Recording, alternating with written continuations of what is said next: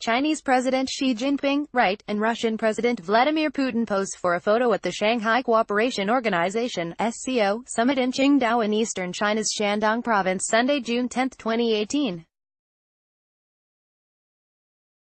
AP photo, Alexander Zemlyanichenko, Qingdao, China. AP. Chinese President Xi Jinping extolled free trade and criticized selfish, short-sighted policies during a closely orchestrated gathering of a Beijing-led bloc Sunday, standing in stark contrast with a G7 summit that ended in disarray over trade tensions. We should reject selfish, short-sighted, narrow and closed-off policies. We must maintain the rules of the World Trade Organization, support the multilateral trade system and build an open global economy, Xi said. Though his remarks did not mention President Donald Trump, Beijing has sought to portray itself as a defender of free trade in response to the American leader's support for import controls. This is despite China's status as the most closed major economy. She also hailed the entry of new members of the Shanghai Cooperation Organization, calling the presence of Indian Prime Minister Narendra Modi and Pakistani President Mamnoon Hussain of great historic significance, in opening remarks at this weekend's summit in the northern Chinese port of Qingdao. Their two South Asian nations joined the bloc as full members last year. With tight security, closed roads and restricted press access, the summit's choreographed show of unity was a striking contrast to the tumultuous Group of Seven summit of leading industrialized nations that concluded Saturday in Quebec and saw the U.S. and its allies divided by escalating trade tensions. Trump lashed out at Canadian Prime Minister Justin Trudeau in an extraordinary set of tweets from Air Force One, calling him dishonest. Endorsement of the G7 summit's communiqué. The Beijing-led bloc, which experts see as seeking to challenge the Western-led order, is dominated by China and Russia and also includes Kazakhstan, Uzbekistan, Kyrgyzstan, and Tajikistan.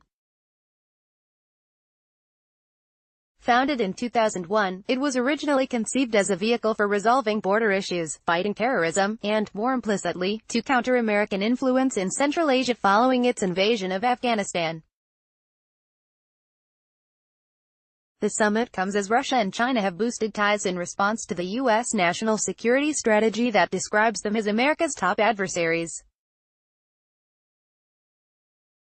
We should reject the Cold War mentality and confrontation between blocs, she said, adding that the countries should oppose the practices of seeking absolute security of oneself at the expense of the security of other countries.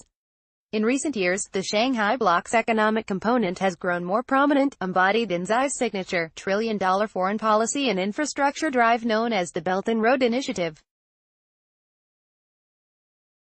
Xi announced that China would offer 30 billion yuan, $4.7 billion, in loans through the bloc, highlighting its economic aspect. Beijing's infrastructure projects in Central Asia make some in the bloc uncomfortable, particularly India, which alone among members has refused to endorse the program. Russia, too, is wary of China's expanding influence, and though it has somewhat reluctantly embraced the Belt and Road, it is also seeking to expand its own economic and political leverage in the region through a customs union it dominates known as the Eurasian Economic Union. China has sought to downplay concerns that the Shanghai grouping is a way for Beijing to project its strategic influence abroad. The Global Times, a Communist Party newspaper, said Sunday in a commentary that unlike Western organizations like NATO and the G7, which seek to consolidate the global economic order that is favorable to the Western world, the Shanghai Cooperation Organization is inclusive.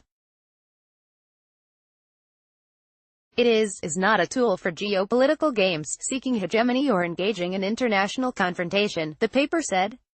As trade tensions simmered between China and the U.S. in recent months, Beijing has drawn closer to Moscow and New Delhi. On Friday, she presented Russian President Vladimir Putin China's first Friendship Medal at an elaborate ceremony in Beijing. On Saturday, she met Modi for the second time in 2 months, signing deals on the export of non-basmati rice and sharing information on the waters of the Brahmaputra River, which runs between China and India, according to tweets by spokesperson of the Indian Ministry of External Affairs Ravish Kumar. She and Modi also found common ground on security.